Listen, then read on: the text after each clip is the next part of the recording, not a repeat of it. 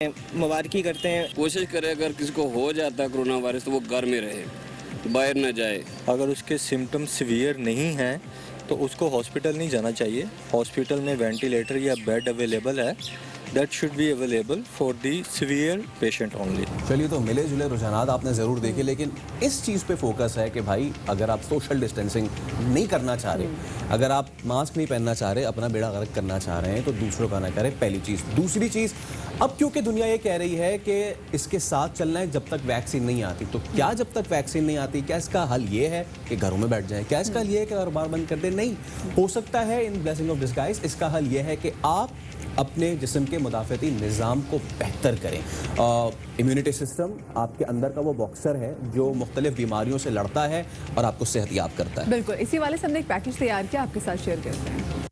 तो फिर आपने जैसे कि सुना कि लोगों में अवेयरनेस थोड़ी बहुत है और जिनमें नहीं है, अब हमने बीड़ा उठाया कि हम अवेयरनेस फैलाएंगे, क्योंकि जितनी अच्छी आप डाइट रखेंगे, जितना आप अपने आप को वर्जिश की तरफ लेके जाएंगे, जितना आप अपने इम्यूनिटी सिस्टम को, उस कुव्वत को जो आपके अंदर तमाम बीमारियों से, तमाम पैथोजन से लड़ती है, उसको तगड़ा करेंगे तो वो बीमारियों से फिर तगड़े तरीके से लड़ेगी। एग्जैक्टली और ये इम्यूनिटी आपके अंदर स्ट्रांग होगी आपकी खुराक से। किस तरीके से इम्यूनिटी स्ट्रांग हो सकती है, इस हवाले से बात करेंगे। हमारे साथ मौजूद है हमारे न्यूट्रिशनिस्ट डॉक्टर अरीज मौजूद हैं और साथ में डॉक्टर शाहाब हैदर साहब भी हमारे साथ मौजूद हैं, जिससे हम पूछेंगे कि किस तरीके से और क्या कुछ खाया जाए कि हम फाइट कर सकें, हमारी एंटीबॉडीज अच्छे तरीके से काम कर सके। अरीज, सबसे पहले मैं आपके पास आऊंगी, ये बताइएगा कि क्या कुछ आज के सीजन को देखते हुए हम अपनी डाइट में शामिल कर सकते हैं कि हम अपनी इम्यूनिटी को स्ट्रॉन्ग कर लें। के बारे में कि हमारी इम्यूनिटी जो है ना वो हमारी गट से बहुत रिलेटेड होती है, ठीक है, यानी कि हमारा जितना लीवर का सिस्टम है, डाइजेस्टिव सिस्टम है, उससे रिलेटेड होती है। जब हम जो भी चीज़ खाते हैं उसके थ्रू ही एब्जॉर्ब होगी हमारी न्यूट्रिशन और हमारी पूरी बॉडी में सर्कुलेट होगी। तो गट सिस्टम को इम्प्रूव करना सबसे पहले इम्पॉर्टेंट है। हम लोग अपने गट पे बिल्कुल गौर नहीं करते कि क्या हम खा रहे हैं। कुछ लोगों को क्रॉनिक कॉन्स्टिपेशन होती है या IBS होता है, तो उनकी जो न्यूट्रिशन वैसे ही ख़राब हो जाती है। तो गट सिस्टम इम्प्रूव करने के लिए सबसे इम्पोर्टेंट विटामिन B होती है। बी जितने भी B कॉम्प्लेक्सेस हैं, हम लोग कहते हैं ना, जिसमें डिफरेंट टाइप की विटामिन आते हैं B की, वो हम लोग कहते हैं दैट इज़ वेरी इंपॉर्टेंट। तो विटामिन B के सबसे इम्पोर्टेंट जो सोर्स है B12, वो हम लोग जो है बहुत कम लेते हैं। इसलिए कम लेते हैं क्योंकि वो डेयरी प्रोडक्ट, गोश्त, यानी कि जो प्रोटीन की सोर्सेज है ना, गोश्त है, फिश है, चिकन है, इनके अंदर होती है, अंडे में, दूध, दही में होती है। तो हमारे यहाँ ये चीज़ें वैसे ही लोग कम खाते हैं, स्पेशली फीमेल्स की डाइट में ये चीज़ें कम होती है, तो गट सिस्टम खराब होता है। अब आपने गट सिस्टम के लिए तो ये लेना है इम्यूनिटी इम्प्रूव करने के लिए कि जब आपका ये सिस्टम सही वर्क करेगा तो आपकी न्यूट्रिशन सारी बॉडी में जाएगी, अदरवाइज नहीं जाएगी सही से। इसमें ये होगा कि टॉक्सिन्स बिल्डअप होना शुरू हो जाएंगे और इम्यूनिटी डाउन होना शुरू हो जाएगी। ये चीज़ फिर उसके बाद हम लोग कहते हैं जो भी सीजनल चीज़ें हैं ना उन पर फोकस करें। वो सीजन में आती हैं किसी वजह से, उनके अंदर जो भी सोर्सेज होती है विटामिन की या कैल्शियम की है या पोटेशियम की है, मैग्नीशियम की है, वो अल्लाह ताला ने नेचुरली इस तरीके से रखी होती है कि वो सीजन के हिसाब से होती है। आजकल आम आया हुआ है, एक तो बहुत मेरे क्लाइंट्स कॉमनली पूछते हैं कि आम जो है वो हम खाएं या ना खाएं, क्योंकि कैलोरीज की वजह से अक्सर लोग डर जाते हैं उसको देख के। लेकिन विटामिन C की इतनी रिच सोर्स है आम, हम लोग बात कर रहे हैं कितना कॉमन हो गया कि विटामिन C खाएं, विटामिन C खाएं। जब आम आया है तो आम नहीं खाते लोग डर के मारे। आम में विटामिन C बहुत अच्छी है, विटामिन A बहुत अच्छी है। जितने भी कलरफुल फ्रूट्स होते हैं तो अंदर विटामिन A बहुत अच्छी होती है। Vitamin A is also going to give you antioxidants जो आपकी इम्यूनिटी को बिल्ड करेंगे। ये जो फ्रूट्स हैं सीजनल, जैसे आड़ू आया हुआ है, चेरीज आए हुए, जितने भी कलर, यानी कि जितने भी फ्रूट्स हैं, फ्रेश फ्रूट्स हैं, उनको खाएं। लोग ये बहाना बनाते हैं कि जी क्योंकि उसमें कैलोरी बहुत ज़्यादा है इसलिए हम आम नहीं खाएंगे, मतलब वो फ्राइड चीज़ें खा लेंगे लेकिन अच्छी चीज़ नहीं खाएंगे।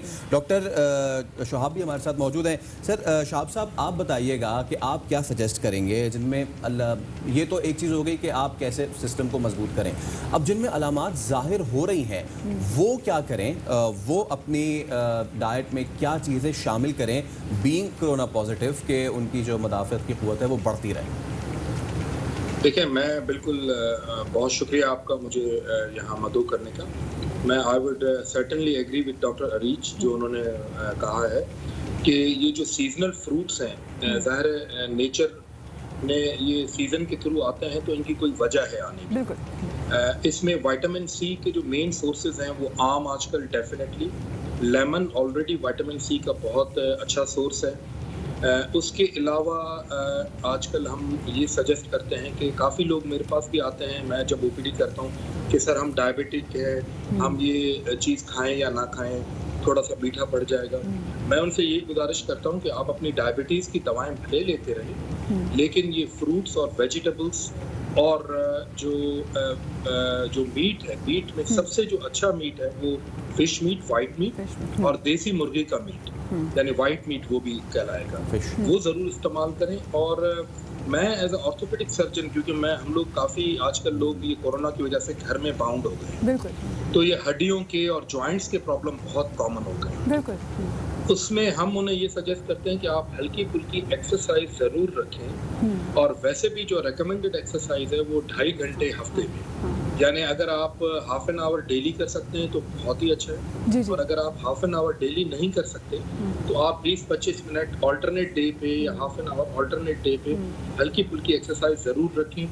विटामिन डी जो रिच है, सनलाइट के थ्रू बनता है, जी जी मैं अपने पेशेंट्स को कहता हूँ कि आप भले क्वारंटाइन में रहें, आप भले अगर आप खुदा न खास्ता पॉजिटिव आए हैं और आप घर पे क्वारंटाइन कर रहे हैं, तो आप थोड़ी बहुत आधा घंटा सुबह सवेरे या दोपहर के अर्ली आफ्टरनून टाइम में निकले और धूप जरूर खाएं, क्योंकि वो उसी के थ्रू विटामिन डी बनता है। अच्छा डॉक्टर साहब, तो एक आपकी आप immunity- ऑर्थोपेडिक में मुझे ये बताइएगा, बहुत सारे वो लोग जो कि कोविड-19 इस वक्त पॉजिटिव हैं, उनको बॉडी में मसल की बहुत ज़्यादा पेन होती है, वो ये शिकायत करते हैं कि उनका रिब केज जो है वो बहुत ज़्यादा दुख रहा है, फिर ये भी सजेस्ट किया जाता है कि गर्म पानी, मैक्सिमम जितना पानी पिया जाए वो बेहतर है। क्या ये सही बात है? देखिए ये बात सही है कि आप गर्म पानी नहीं, लेकिन ल्यूक वार्म वाटर जिसे कहते हैं, हल्का सा नीम गर्म, वो आप पिए, वो आपके स्टमक को साफ करता है, गट सिस्टम को साफ करता है।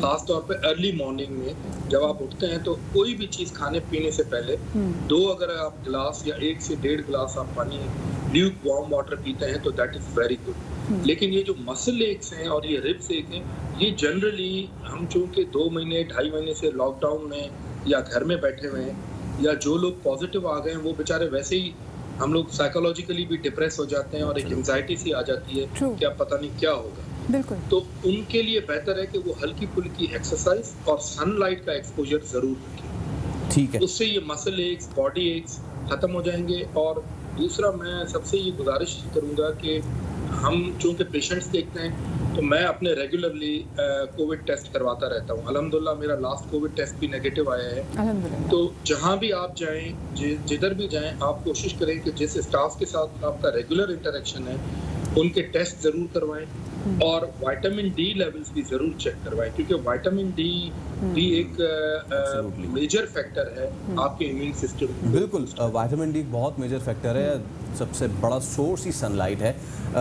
अच्छा डॉक्टर अरीज, ये बताइए कि जैसे कि हम देख रहे हैं फेसबुक पे कुछ भी आता है, लोग उसको बगैर तहकीक के फॉलो करना शुरू कर देते हैं। शुरू में आए थे जी कच्ची लहसुन खाएं, फिर आया था जी वो सेब के बराबर का प्याज खाएं, और अभी रिसेंटली जी एक जड़ी बूटी आई और लोगों ने वो मिला के पीना शुरू कर दिया।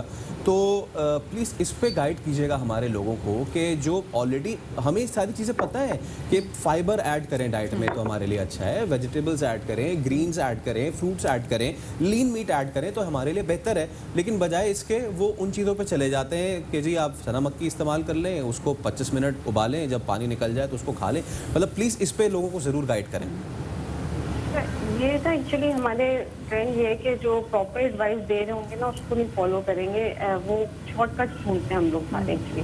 तो उसमें ये चीज़ें आ जाती हैं। एक्चुअली जितने भी हर्ब्स होते हैं नेचुरल और जितने भी ये स्पाइसेस होते हैं ना, ये एंटी इंफ्लेमेटरी तो होते हैं, लेकिन किसी भी चीज़ का ओवर यूजेज इज रॉन्ग। चना मक्की का तो स्पेशली बिकॉज इट्स लग्जेटिव, जो आपका मतलब कि पेट साफ करता है। हम कब्ज वाले पेशेंट यानी कॉन्स्टिपेटेड पेशेंट्स को देते हैं, एडवाइस करते हैं।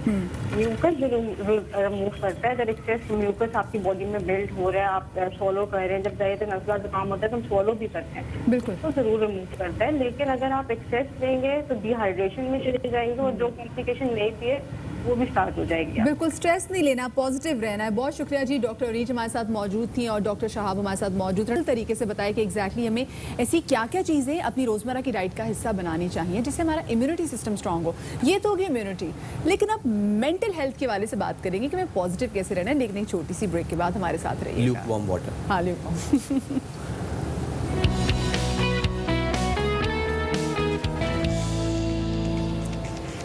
Welcome back to Bakhabar Savera के जैसे हम सभी पता है कि ज़िंदगी जो है इस वक्त हवादिस में है, लेकिन वो मल्लाह ही क्या कि जो ज़िंदगी की इस किश्ती को जो भंवर में फंसी है उसे निकाल ना सके। ये काम है उसका, और ये काम है बतौर हम इंसानों का, क्योंकि खुदा ने हमें अशरफुल मखलूक़ात बनाया है।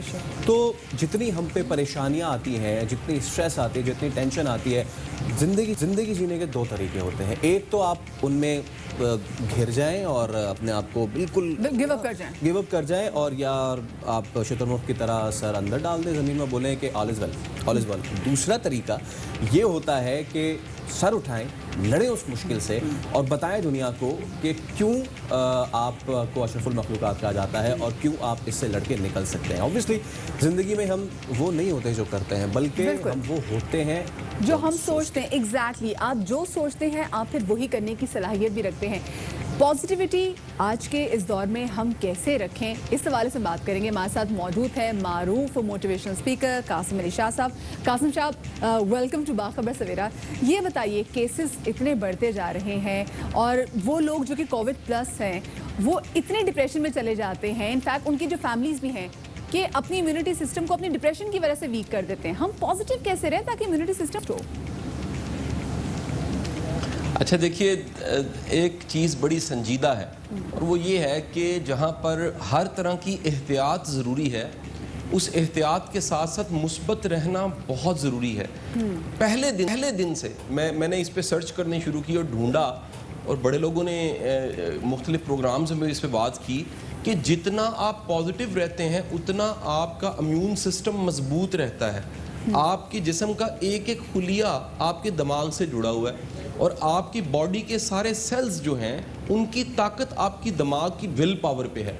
अगर आप उम्मीद छोड़ देते हैं, अगर आप हिम्मत छोड़ देते हैं, तो आपका कद 6 फुट है, आप डंड बैठकें लगाते हैं, आप एक्सरसाइज करते हैं, किसी काम की नहीं है। ये सब चीज़ें जो आप एहतियातें कर रहे हैं, अच्छी खुराक खा रहे हैं, इससे कई गुना ज़्यादा ज़रूरी अच्छा सोचना है। अच्छा सोचना हमें तरजीह अव्वल में रख के कुछ काम करने चाहिए। पहला काम ये है कि कोरोना के हवाले से अब मज़ीद इन्फॉर्मेशन लेने की ज़रूरत नहीं है। जितनी इन्फॉर्मेशन एक आम बंदे को चाहिए थी वो मिल चुकी है। हमें PhD कोरोना की डिग्री नहीं मिलनी। नंबर 2, हम ये जो मैसेज पहले कई लोगों को ना उनको आदत पड़ जाती है कि वो खौफो हरास फैलाने के ऑफिशियल ड्यूटी पे होते हैं। उन्हें पता ही नहीं होता कि वो कहीं ना कहीं ट्रांसमिट कर रहे हैं ना उम्मीदी को। हमें ऐसे मैसेजेस को अब ब्लॉक मार देनी चाहिए, ऐसे लोगों से अवॉइड करना चाहिए जिनका काम ही ना उम्मीद करना है।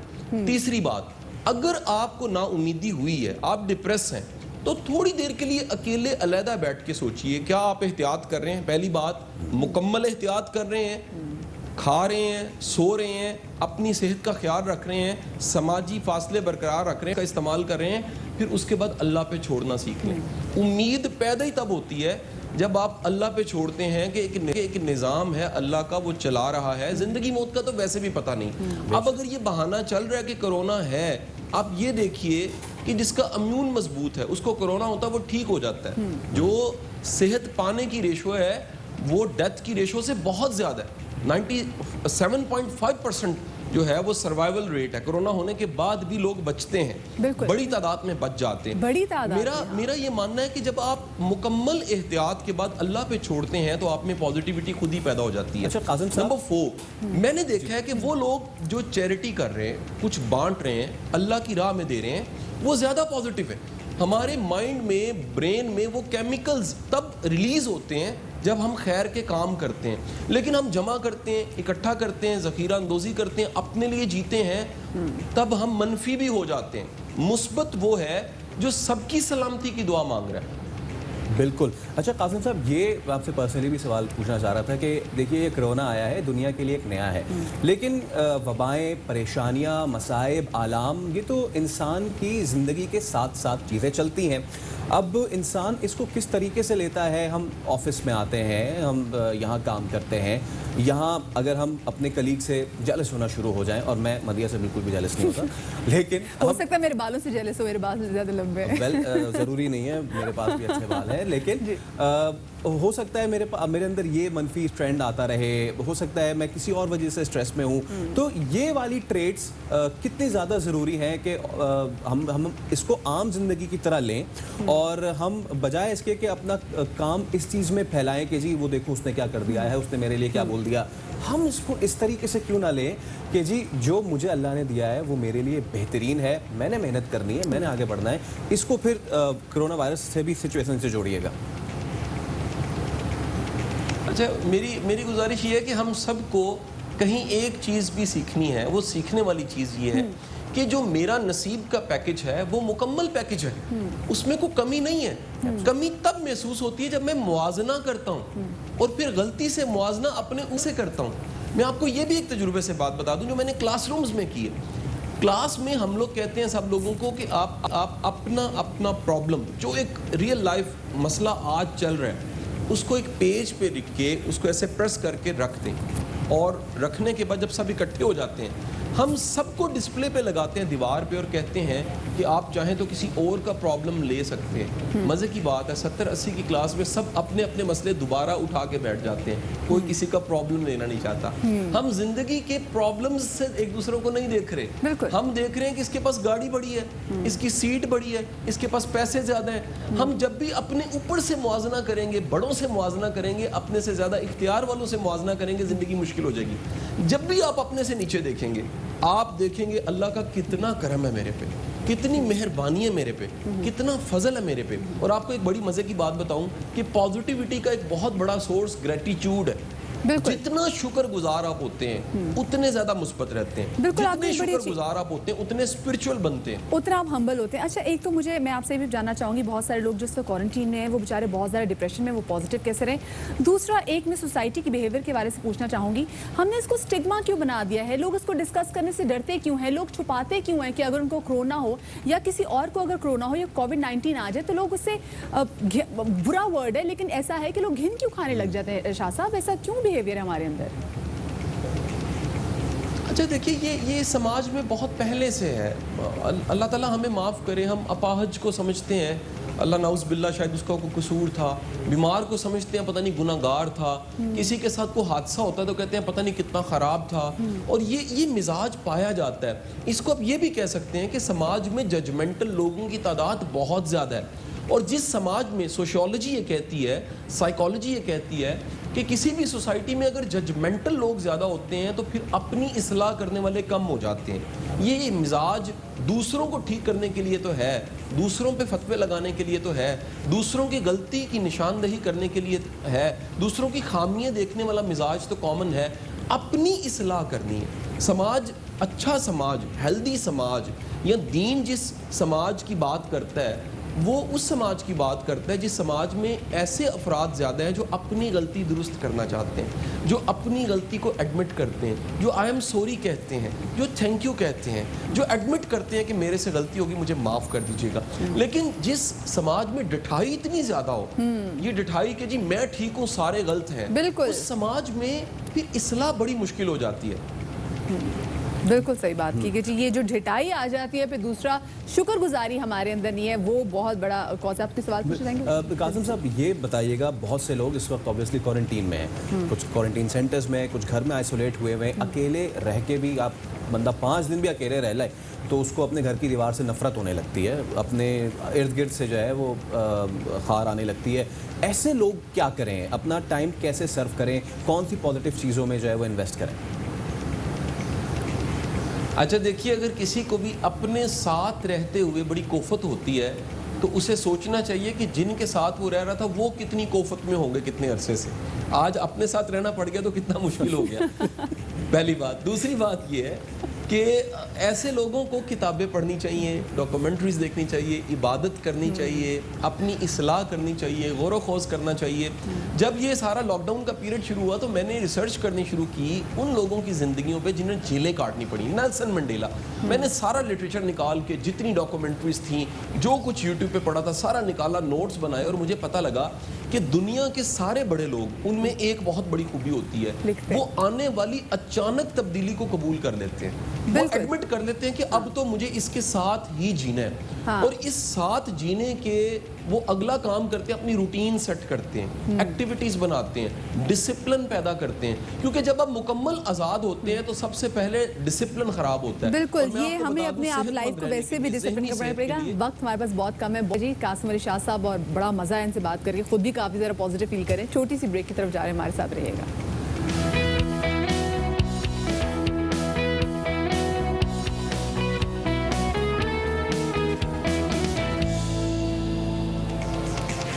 बाखबर सवेरा में एक बार फिर आपको कहेंगे खुशामदीद। और ब्रेक से कबल हमने इतनी पॉजिटिव बातें की हैं, यानी कि लुब्बे लुबाब ये है मदिया कि अगर ये ग्लास है तो आपको अब अपनी ज़िंदगी का ज़ाविया ऐसे करना है कि ये आधा भरा है, आधा खाली नहीं है। हाँ बिल्कुल, आधा भरा। उन्होंने एक और बात बड़ी ज़बरदस्त की, हमारे साथ कासिम अली शाह साहब मौजूद थे, कि इतनी हमने रिसर्च कर ली हुई है कोरोना पे कि बस अब ज़रा आप सब्र कर लें, हमने कोई डिग्री इसमें नहीं लेनी, तो ज़रा कम इसके बारे में सोचें। ये ज़रूर सोचें कि आपने अपनी इम्यूनिटी अच्छी कैसी करनी है।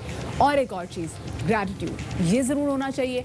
साथ में हमें पॉजिटिव रहना है, मतलब हर वक्त अल्लाह का शुक्र भी अदा करना चाहिए, और नेगेटिव कम सोचें। वो कहते हैं ना, वो एक दूसरे से जो बुक्स और जो खुन्नस होती है वो जितनी कम से कम रखी जाए, बहुत से लोगों को वो समझाना बेहतर पड़ेगा, होती ये है। बहुत से लोगों को समझाना पड़ेगा। और एक और बात, जी। खुदा के वास्ते हर चीज़ चिकन पे मत डाल दिया करें। हम Yes. एहतजाज कर रही हैं कि पहले हाँ। बर्ड फ्लू डाल देते हैं, अब कोरोना भी हम पे डाल दिया है, तो प्लीज़ ऐसा नहीं है। इस पे आगे चल के भी हम बात करेंगे। एग्जैक्टली, बिल्कुल बात करेंगे हम आगे जाके कि जी चिकन खाने से कोरोना नहीं होगा और चिकन को कोरोना नहीं हुआ। ठीक है, हम बात करेंगे, लेकिन पहले होगी टॉप स्टोरीज।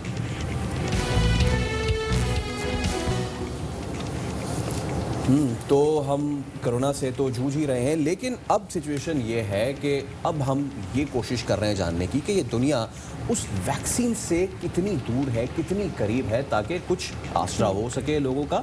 लोग बहुत ज़्यादा वेट कर रहे हैं और इसी चक्कर में बहुत सारी दवाएं भी मार्केट में आ रही हैं। कोई कह रहा है क्लोरोक्विन ले ले, कोई कह रहा है इंजेक्शन ले ले। बट मुख्तलिफ मुल्कों में कोरोना के इलाज के लिए जो वैक्सीन है, तैयारी उसकी जारी है, ट्रायल्स जारी हैं। मुमकिन तौर पर बरतानिया वैक्सीन मुतारिफ कराने वाला पहला मुल्क बन सकता है। बिल्कुल जी, और अगस्त तक वैक्सीन इनहेलर की सूरत में मुतारिफ कराई जा सकती है। बरतानवी अखबार ने यह दावा किया है कि ऑक्सफोर्ड यूनिवर्सिटी के माहिरीन को 80% इस बात का यकीन है कि वैक्सीन का जो ट्रायल है वो कामयाब होगा। चीन में भी सबसे ज़्यादा 5 वैक्सीन इंसानी आजमाइश के दूसरे मरहले में अब दाखिल हो चुकी हैं। और अगर हम जर्मनी की बात करें तो जर्मनी और अमेरिका समेत, जहाँ पर काफ़ी नुकसान हुए कोरोना वायरस की वजह से, दीगर ममालिक में भी इस वैक्सीन की तैयारी जारी है। और माहिरीन की जानिब से अब ये उम्मीद जाहिर की जा रही है कि रवां साल के आखिर तक वैक्सीन जो है वो हंगामी इस्तेमाल के तौर पे भी दस्तयाब होगी। एब्सोल्युटली।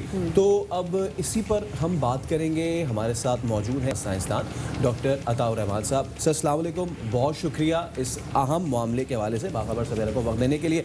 सर बताइएगा कि ये जो वैक्सीन से मुतालिक जो खबरें हैं, अगस्त तक इसका दावा किया जा रहा है, तो कितनी सच्चाई है इसमें? आपकी आवाज़ साफ नहीं आ रही, लेकिन वैक्सीन के बारे में ये कह सकता हूँ कि इस वक्त 100 से ज़्यादा कंपनियां जो हैं वो वैक्सीन की तैयारी में मसरूफ़ हैं और इसमें 12 से 18 महीने लगेंगे वैक्सीन के आने में। जो ऑक्सफोर्ड यूनिवर्सिटी जो एस्ट्राजेनेका के साथ मिलकर ये वैक्सीन डेवलप कर रहे हैं, इनका ख्याल है कि सितंबर अक्टूबर तक वैक्सीन आ जाएगी, लेकिन मेरे ख्याल से ये बहुत मुश्किल है। आमतौर पे 5 से 10 साल लगते हैं वैक्सीन के डेवलपमेंट के अंदर। ये जो है ये इसमें इमरजेंसी के तौर पे इसको कंडेंस किया जा रहा है पूरे के पूरे एफर्ट को, और इसमें उम्मीद है कि अगले साल मार्च तक या जून तक ये वैक्सीन कुछ कंपनियां लाने में कामयाब हो जाएं। ये 3 फेजेस से गुजरते हैं क्लिनिकल ट्रायल्स के। तो इसमें बहुत सारी कंपनियां, जैसे आपने फरमाया चाइनीज़ कंपनी जो है कुछ 4-5 वैक्सीन्स, 4-5 कंपनियां चाइनीज़ कंपनी डेवलप कर रही हैं, जर्मन है, यूएस है और यूरोप की और भी कंपनियां हैं। लेकिन अभी फ़िलहाल अगले 5, 6, 8 महीने तक ज़रा मुश्किल है कि कोई वैक्सीन आए, और ज़रूरी नहीं है कि जो वैक्सीन आए वो कामयाब भी हो, क्योंकि हर वैक्सीन कामयाब नहीं होती। अलग अलग तरीके की वैक्सीन बनाई जाती हैं, अलग अलग मैकेनिज्म के बुनियाद पे बेस्ड होती हैं, तो ये हमें देखना पड़ेगा कि कौन सी कंपनी की वैक्सीन वाकई इफेक्टिव है और कौन सी नहीं है। अच्छा डॉक्टर साहब ये कहिएगा, क्योंकि जब कोई वैक्सीन तैयार की जाती है, जब कोई मेडिसिन तैयार की जाती है, तो उसके लिए जो टाइम मांगा जाता है वो 2 चीज़ों के लिए मांगा जाता है। एक उसकी ट्रायल पे, और फिर दूसरे में ये मॉनिटर किया जाता है कि कहीं उस वैक्सीन के कोई रिएक्शन या रिपोर्शंस आने वाले महीनों में ना देखे जा सकें। लेकिन अभी जो वैक्सीन जो बरतानिया मुतारफ कराने जा रहा है वो इनहेलर का है, तो ये कितनी मददगार साबित हो सकती है? और खुदा ना खास्ता कोई ऐसे चांसेस तो नहीं है कि कोई इसके नेगेटिव कोई रिपोर्शंस आए, या फिर बिल्कुल जैसे एस्थमा के मरीज जो इस्तेमाल करते हैं वेंटोलिन? जी, वैक्सीन नॉर्मली इनहेलर के तौर पे नहीं दी जाती, लेकिन ये दी जा सकती हैं जैसे कि इन्होंने कहा। और इसके अगर वो वैक्सीन ये लेकर आते हैं और इनहेलर की, तो वो तीनों फेजेस से गुजरना पड़ेगा ट्रायल्स के, और FDA अप्रूवल चाहिए होगा, और FDA अप्रूवल मिल जाता है तो फिर वो यकीनन सेफ होगी और उसको कोई ख़तरा नहीं होगा इस्तेमाल करने में। लेकिन ज़्यादातर जो वैक्सीन हैं वो इनहेलर के तौर पे नहीं आ रही, बल्कि नॉर्मल जिस तरह वैक्सीनेशन होती है उसी तरीके से आ रही हैं कि इंजेक्शन के ज़रिए आपको वैक्सीन दी जाती है। और डॉक्टर साहब ये इसी से जुड़ा ये सवाल भी कि कितनी अफादियत होगी अगर ये इनहेलर की सूरत में आता है, because injection obviously the fluid goes into the blood और फिर वो पूरा सर्कुलेट करता है। इनहेलर जो है वो स्प्रेस आपके जो रेस्पिरेटरी सिस्टम है उसको जो है फिर वो जाएगा और उसके लिए वो एक्ट करेगा। तो कौन सा ऑप्शन ज़्यादा बेहतर लगता है? आप रेस्पिरेटरी सिस्टम्स के अंदर भी लेंगे तो लंग्स का जो है एल्वियोलाई होते हैं लंग्स के अंदर, उनका खून के साथ बहुत करीबी ताल्लुक होता है, उसके साथ ब्लड वेसल्स होती हैं और ब्लड वेसल्स से ये पूरे जिस्म में फैल जाता है खून। तो कोई जो दवाई लेंगे उसका मकसद ये नहीं होगा कि सिर्फ लंग्स ही के पर असर पड़े, बल्कि पूरे जिस्म के अंदर वो फैलेगी और उसका इम्पैक्ट जो होगा सारे जिस्म के ऊपर होगा। इस वजह से मेरे नज़रिए में तो डायरेक्ट इंजेक्शन जो है वो ज़्यादा बेहतर रहेगा। इनहेलर में आसानी ज़रूर है, लेकिन ज़्यादा इफेक्टिव वही होगी वैक्सीन जो स्टैंडर्ड तरीके से दी जाती है। सही, ठीक है, बहुत शुक्रिया जी। डॉक्टर अंसा हमारे साथ मौजूद थे। उन्होंने कहा कि अभी वो फौरी तौर पे कोई वैक्सीन आते हुए नहीं देख रहे, लेकिन ये है कि 5 और 6 माह के दरमियान जो है ये वैक्सीन आने में टाइम लगेगा, और वैक्सीन इतनी जल्दी मार्केट में इंट्रोड्यूस में नहीं कराई जा सकती। उनकी पहले इनकी ट्रायल बेसिस होती है, ट्रायल के बाद फिर उसके रिजल्ट देखे जाते हैं और उन रिजल्ट को मॉनिटर किया जाता है कि कहीं ऐसा ना कि इन द लॉन्गर रन वो आपके किसी ना किसी ऑर्गन को जो है वो डैमेज तो नहीं करे। तो ये तमाम तर चीज़ें उस ट्रायल की जो वैक्सीन की ट्रायल का हिस्सा होते हैं। अब आगे बढ़ते हैं, और ज़रा आजकल आपको मालूम है कि एक अमरीकी खातून का नाम सिंथिया है, उन्होंने पाकिस्तान पीपल्स पार्टी के कुछ अहम रहनुमाओं पर लगाया इल्ज़ाम। तो वज़ीर तालीम सिंध सईद गनी साहब ने अमरीकी खातून सिंथिया के खिलाफ तहकीकात का मुतालबा कर दिया और कहा है कि कोरोना और पेट्रोल एक बड़ा इशू है, मगर नॉन इशू सिंथिया पर बात की जाती है। अमरीकी खातून है सिंथिया रिचर्ड, एक सियासी जमात पर संगीन इल्ज़ामात लगा रही हैं, दीगर लोगों को धमकियां दे रही हैं। सिंथिया को आज न रोका गया, झूठा साबित नहीं किया गया तो ये किसी को नहीं छोड़ेंगे। खातून के जरिए जो बुनियादी इश्यूज हैं उससे लोगों की तवज्जो हटाने के लिए काम किया जा रहा है। जो एक नॉन इशू है उसको इशू बनाया जा रहा है। बहुत खतरनाक बात है कि खातून इंतहाई गैर जिम्मेदारी के साथ इंतहाई संगीन किस्म के बेबुनियाद इल्जामात इस मुल्क की पॉलिटिकल लीडरशिप पर एक जमात पे लगा रही है, दूसरों को थ्रेट कर रही है। पॉलिटिकल लीडरशिप को इस तरह एक खातून आकर बेबुनियाद इल्जामात के जरिए तजलील का निशाना बनाए, तो ये तमाम मुल्की इदारों के लिए मैं समझता हूँ कि बहुत एक सोचने का वक्त है कि ये कहीं रुकेगा नहीं सिलसिला। ये पाकिस्तान से चली गई तो मुझे नहीं पता ये किस किस के नाम लेगी और किस किस के ऊपर इल्जाम लगाएगी। ये बात तय कर लेनी चाहिए कि ये खातून झूठ बोल रही हैं, बेबुनियाद इल्जाम लगा रही हैं। अगर हमने आज इसको रोकने की कोशिश नहीं की, इसको झूठा साबित नहीं किया, इसकी गलत कार जो हरकतें हैं उस पर हमने नजर नहीं रखी अपनी, तो मैं समझता हूँ कि कल ये मुल्क के किसी इदारे को भी नहीं बख्शेगी। इसका एक दूसरा पर्सपेक्टिव भी है। मामून खुसूसी बराए एहतसाब शहजाद अकबर कहते हैं कि माजी में गैर मुल्कियों का मुल्क में आना जाना लगा रहता था। ये अमरीकी खातून जो हैं सिंथिया रिचर्ड अगर ब्लॉगर हैं उन्हें वीज़ा कैसे मिला? सिंथिया ने संगीन इल्ज़ामात लगाए हैं। पीपल्स पार्टी की जानिब से भी इनके खिलाफ दरख्वास्त मौसूल हुई है। बिल्कुल, और दोनों जानिब से दरख्वास्तें आई हैं और तहकीकात होनी चाहिए। शहजाद अकबर साहब ने क्या कहा, आपको सुनवाते हैं। अभी पाकिस्तान में मुख्तलिफ फॉरेनर्स की इन्फिल्ट्रेशन रही है। ये जो खातून जो कोई भी है इसकी तरफ से कुछ इल्ज़ामात आए, फिर इनके ऊपर एक कंप्लेंट आई, फिर इनकी तरफ से एक कंप्लेंट आई, और फिर उसके बाद एक ऑल ऑफ सडन एक बहुत ही सीरियस किस्म का इल्ज़ाम इनकी तरफ से कुछ सीनियर लोगों के ऊपर लगाया गया।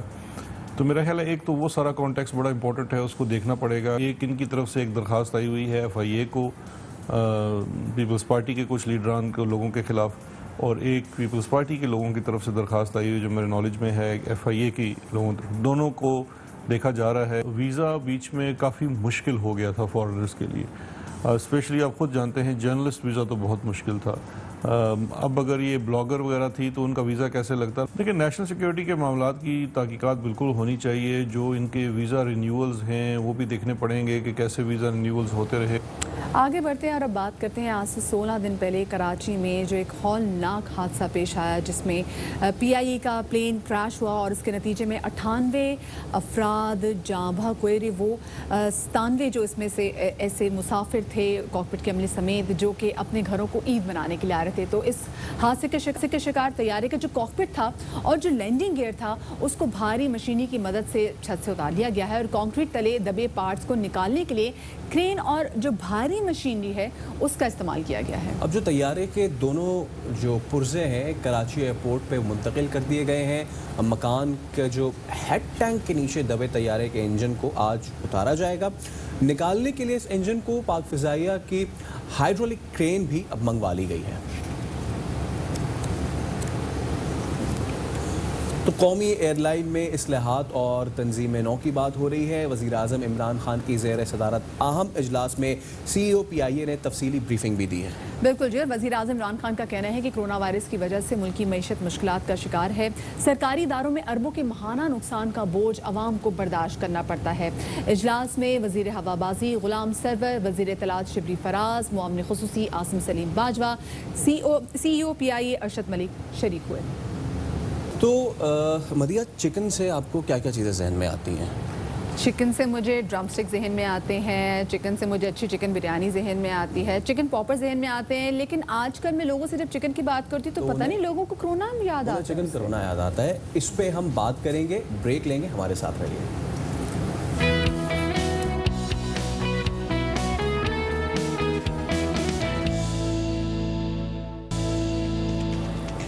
वेलकम बैक टू बाखबर सवेरा। और जैसे हमने अपने प्रोग्राम के आगाज़ में बात की थी कि आजकल काफ़ी ज़्यादा अफवाहें फैसल गर्दिश कर रही हैं कि जो चिकन की जो प्राइसेस हैं ये काफ़ी ज़्यादा बढ़ गई हैं और साधारण लोग ये भी कह रहे थे कि जी इसलिए कि चिकन को कोरोना है और चिकन ना खाएं, चिकन ना खरीदें। तो लोग हो गए परेशान कि भी हमें तो डॉक्टरों ने बोला कि यकीनी पिए। तस्वीरी सबूत बाज़ाब्ता तस्वीरी सबूत दिए गए कि देखें जी ये नोटिस जारी हुआ है और उन्होंने बता दिया कि चिकन में कोरोना। लेकिन ऐसी बात नहीं थी, ये बिल्कुल अफवाह थी। तो पाकिस्तान पोल्ट्री एसोसिएशन ने मुर्गी में कोरोना वायरस की अफवाहों पर तहफ़्फ़ुज़ात का इजहार करते हुए इसे झूठ और बेबुनियाद करार दे दिया है। और एसोसिएशन के मुताबिक मुल्क के किसी भी हिस्से में मुर्गी की मसनूआत में कोई कोरोना वायरस का केस रिपोर्ट नहीं हुआ। That's a good news. जब सरकारी सतह की बात की जाए तो प्रोपेगेंडे को मुस्तरद किया जा चुका है।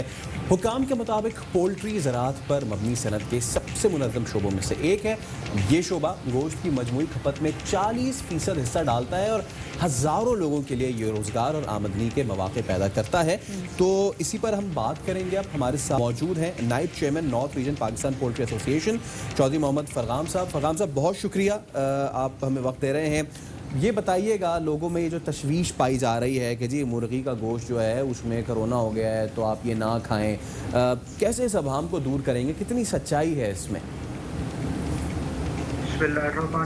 हमारी ये कौम की मजमूई तौर पे बदकिस्मती है कि बाज़ दफ़ा देखें, इसमें जिस तरह आपने कहा कि तकरीबन 15 लाख बंदों का रोज़गार है और हाइजेनिक बहुत अच्छा चिकन जो है, मीट जो है वो हम लोगों को प्रोवाइड कर रहे हैं।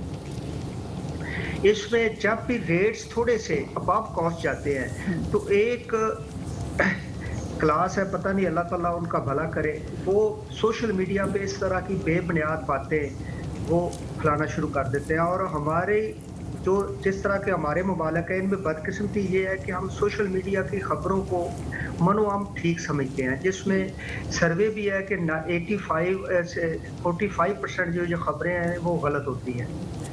और अल्लाह का शुक्र है, जिस दिन आज से 4 दिन पहले ये खबर आई वो तकरीबन 3-4 बजे और पूरे पाकिस्तान में स्प्रेड किया है इसने, हर बंदा सोशल मीडिया पे इसको बता रहा था, फेंक रहा था।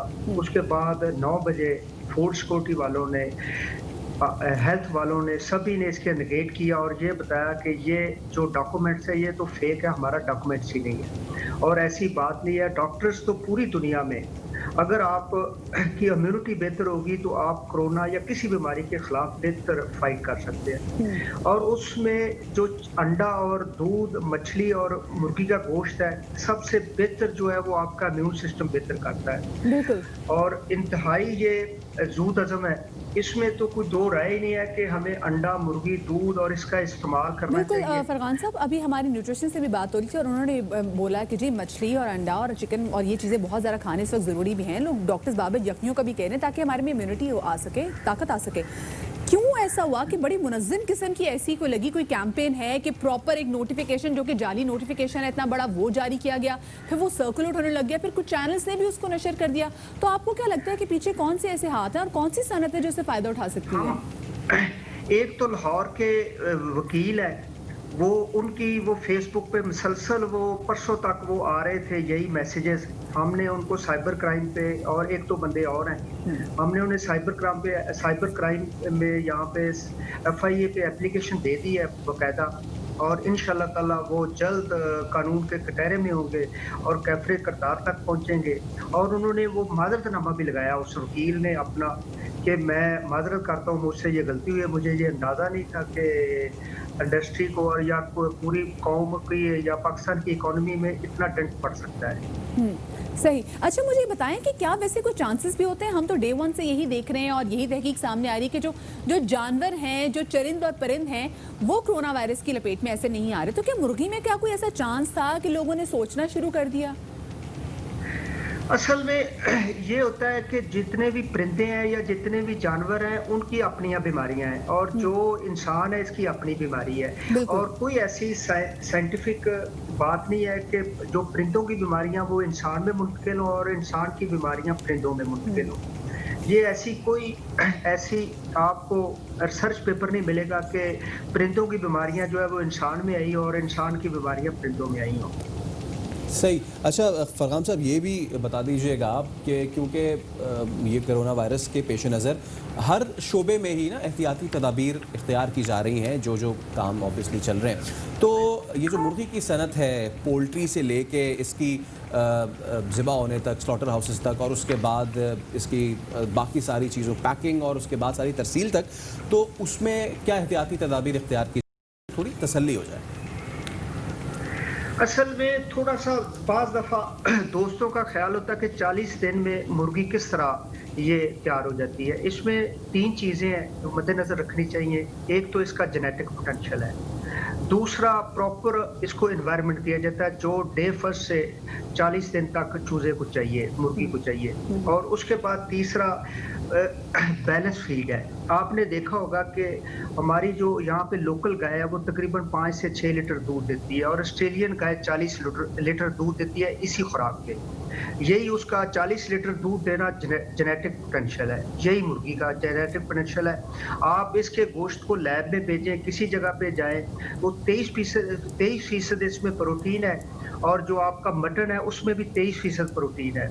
और लेकिन फरमान साहब, हमने फिर भी देखा है कि एक जो देसी मुर्गी होती है, उस जो देसी चूजा होता है, उसके इतने बड़े मुर्गा बनने में या बड़ी मुर्गी बनने में उतने जो टाइम दरकार होता है वो ज़्यादा होता है। लेकिन जो पोल्ट्री फार्म की जो मुर्गियाँ हैं वो वाकई 40 दिन में एक बड़े मजीद अच्छी हट्टी कट्टी मुर्गी बन जाती है।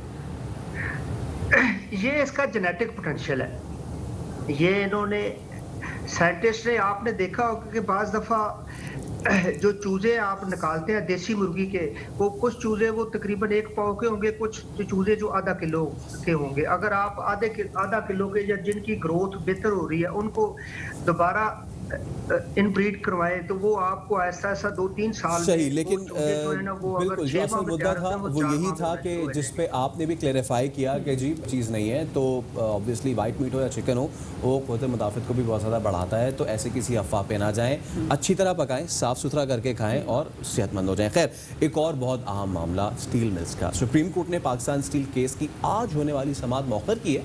चीफ जस्टिस के बेंच को मजमूई तौर पर 2 मुकदमात की समाअत मौखर की गई है।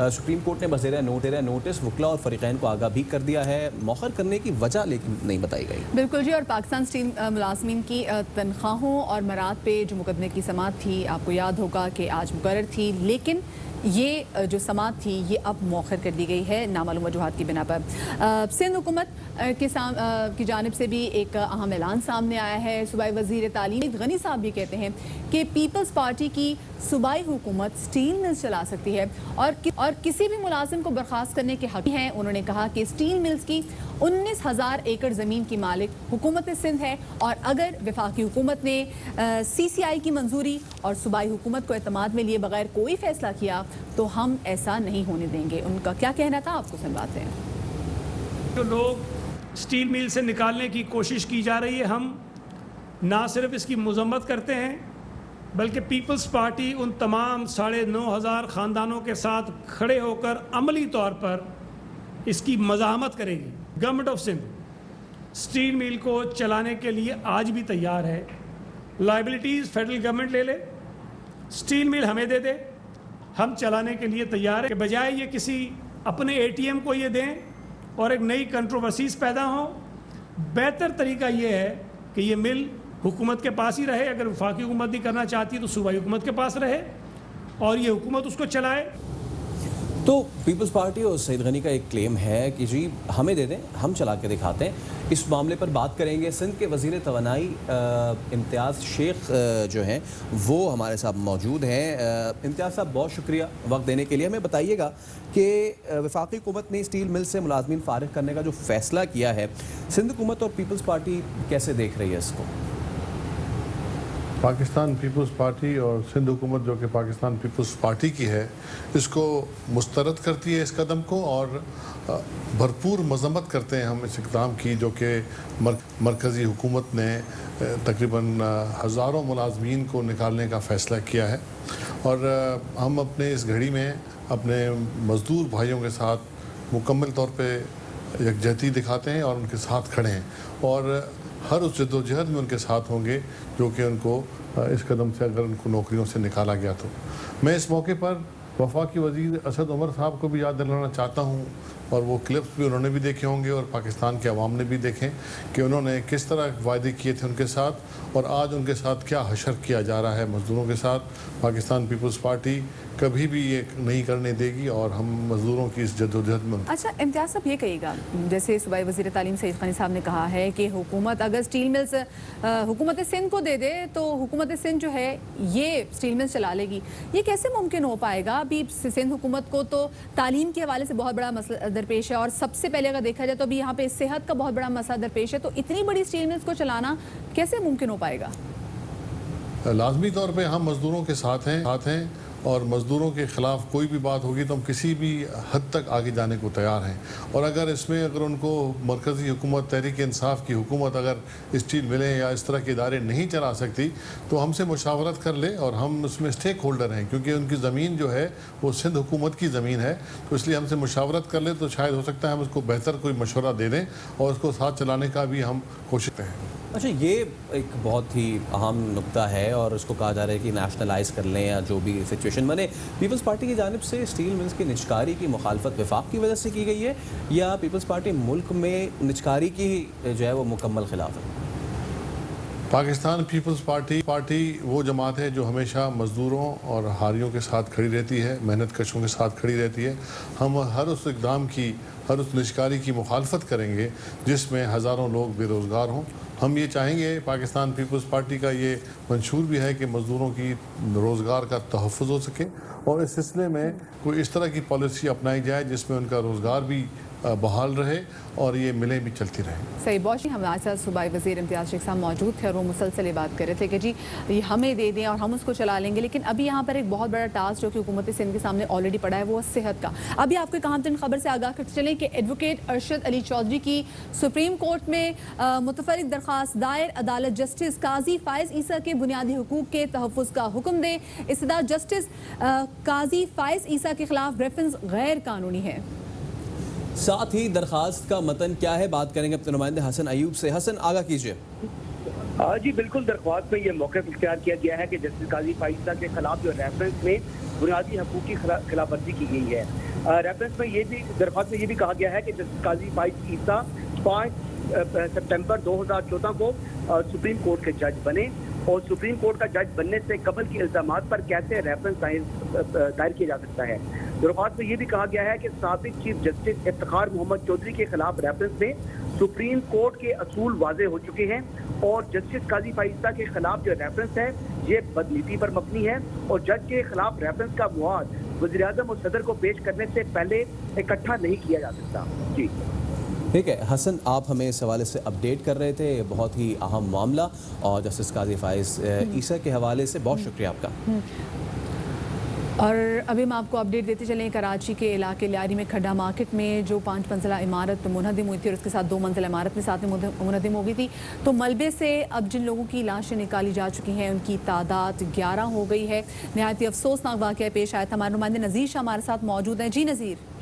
बिल्कुल देखें, लियारी खड्डा मार्केट रिहायशी इमारत गिरने के बाद ताहाल रेस्क्यू ऑपरेशन जारी है और अब से कुछ ही देर कबल एक मर्द और एक खातून की लाशें निकाली गई हैं, जिनकी शनाख्त, एक की नाम शहजाद जबकि खातून की शनाख्त मेमुना सईद के नाम से हुई है। हादसे में कल से लेकर अब तक तकरीबन 11 अफराद की लाशें निकाली जा चुकी हैं और रेस्क्यू अमल मुसलसल जारी है। डीजी रेंजर्स की जानिब से भी कुछ देर कबल यहाँ का जायजा लिया गया था। रेंजर्स, पुलिस और दीगर जो रेस्क्यू इदारे वो मुसलसल यहाँ काम करने में मसरूफ हैं।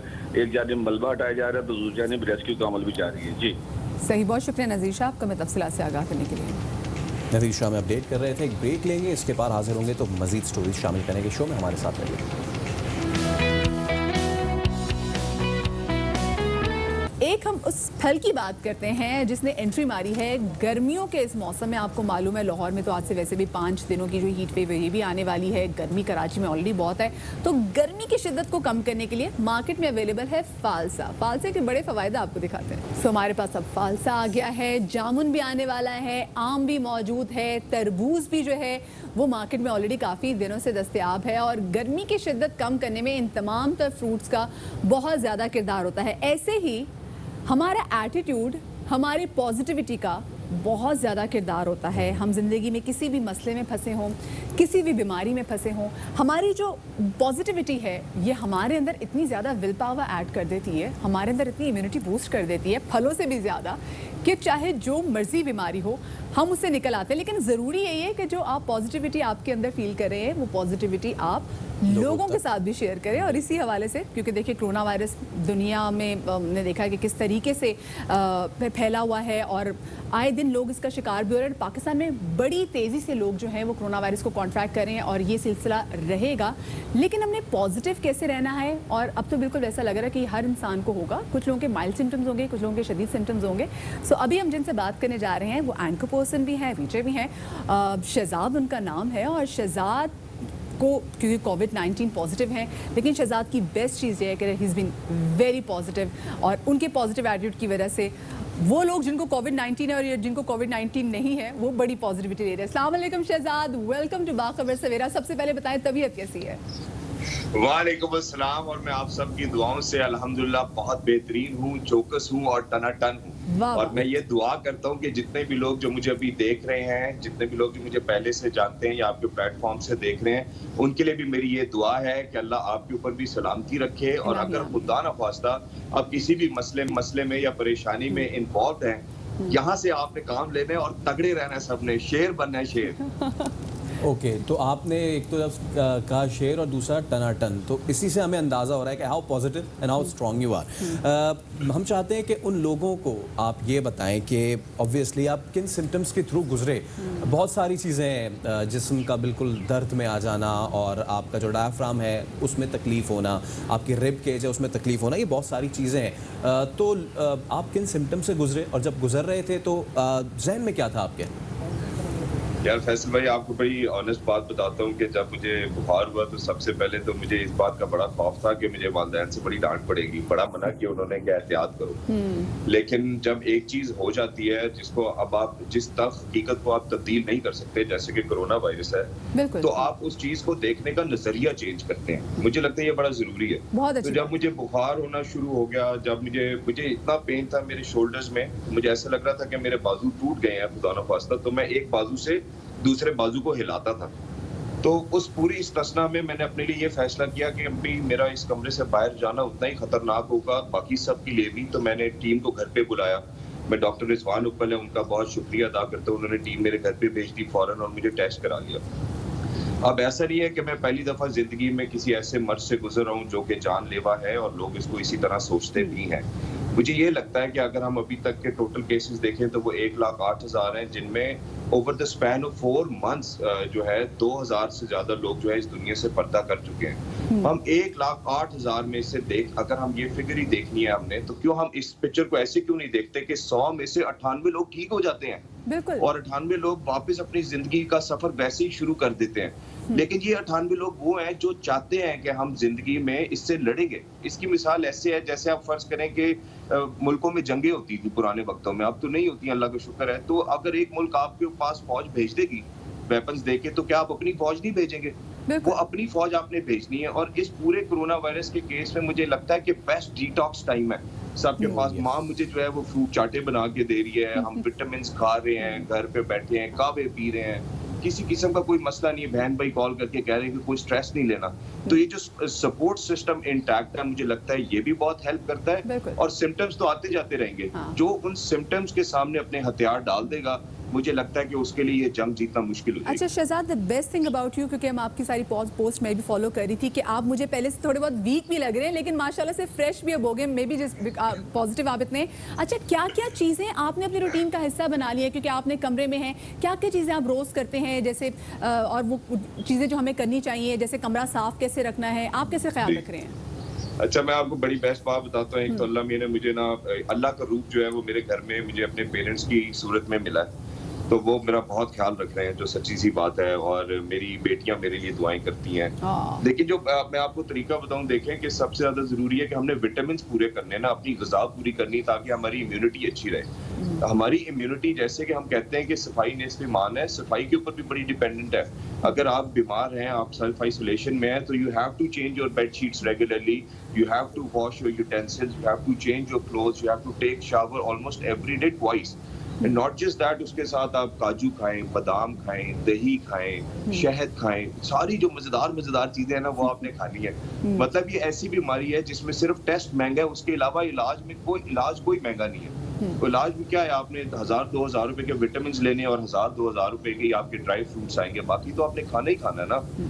तो ये जहन, मुझे ये लगता है ये ऐसी बीमारी है जो लोगों को शायद एटिकेट सिखाने आई है। इसके बाद कम से कम लोगों को ये तमीज तो होगी कि छींक हाथ रख के मारनी है। अगर आप बीमार हैं, किसी से आपने हाथ नहीं मिलाना। मुझे लगता है कि ये अल्लाह मियां ने हमें ये डिजीज इसलिए भेजा है, एक तो हम मेंटली और स्ट्रांग हो जाएं, एंड बदिया एंड फैसल, मैं आपको एक और बात बताऊं कि what does not kills you makes you stronger.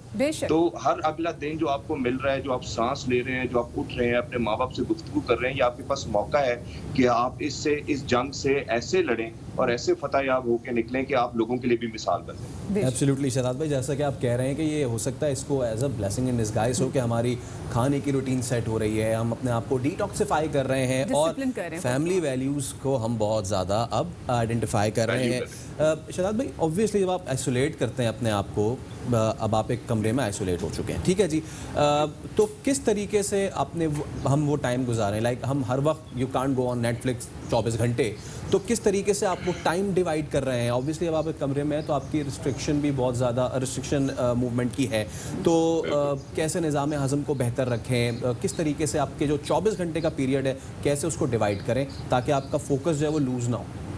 Faisal भाई, आपको बड़ा अच्छा आपने सवाल किया है और मैं आपको ना इसका बड़ा अच्छा ही जवाब देने लगा हूँ कि मेरी रूटीन जो है वो आम लोगों से बहुत मुख्तलिफ है। देखिए नेटफ्लिक्स जो है वो हम आम जिंदगी में भी इस्तेमाल करते हैं और किताबें जो है वो अल्हम्दुलिल्लाह मैं अपनी आम जिंदगी में भी पढ़ता हूँ। तो इस आइसोलेशन पीरियड में मैंने ये सोचा कि मैं कुछ नहीं करूंगा, मैं सिर्फ लेटूंगा, खाऊंगा, पीऊंगा और इसके साथ जंग करूंगा इस बीमारी के साथ बस, और मुझे कुछ नहीं करना है। और मैंने अपने ज़हन में ये बात सोचा हुआ है कि खुदा न खास्ता अगर मुझे सांस लेने में दिक्कत होगी तो मैं इतना जोर लगा के भी सांस खींचूंगा कि वो सांस अंदर आएगी। ये माइंडसेट को तगड़ा कर रहा हूँ मैं सिर्फ रोज बैठ के यहाँ पर। बाकी ऑब्वियसली माँ बाप की दुआएं हैं, फैमिली की दुआएं हैं, आप सब यार दोस्तों की दुआएं हैं, लेकिन इस सब में मैं पूरा दिन इतना कैप्टिवेटेड रहता हूँ कि वो मैंने एक वीडियो डाली थी इंटरनेट के ऊपर, वो दुनिया में 2.5-3 लाख लोग देख चुके हैं अभी तक। तो वो मुझे वही लोग पूरा दिन अल्हम्दुलिल्लाह मुझे इतना एंगेज रखते हैं कि सब लोग मेरे से सवाल पूछ रहे हैं, तो मैं ये मेक श्योर कर रहा हूँ कि मैं सबके लिए अवेलेबल रहूं, मैं सबको बता सकूं कि आप किस तरह खुश रह सकते हैं इस पूरे टाइम के अंदर भी। ऑब्वियसली अल्लाह मियां आपको ये ताकत देता है, अगर अल्लाह ना चाहे सर तो कोई भी नहीं कुछ कर सकता। बेशक, तो ये जब आपका ये यकीन है और जब आपको ये पता है कि जो मौत है और जिंदगी अल्लाह के हाथ में है, तो आपने क्या करना है, आपने सिर्फ लड़ाई करनी है, जंग करनी है इसके साथ। मैं यकीन माने शहजाद, आपने मुझे भी मेंटली तौर पे प्रिपेयर कर दिया कि मतलब खुदा ना खास्ता अगर मुझे भी कभी हो तो मुझे पता होगा कि हाँ भी अगर सांस नहीं आ रही तो मैंने इतनी जोर से सांस खींचनी है कि वो यकीनन आएगी। आप कुछ दिखाने लगे हैं?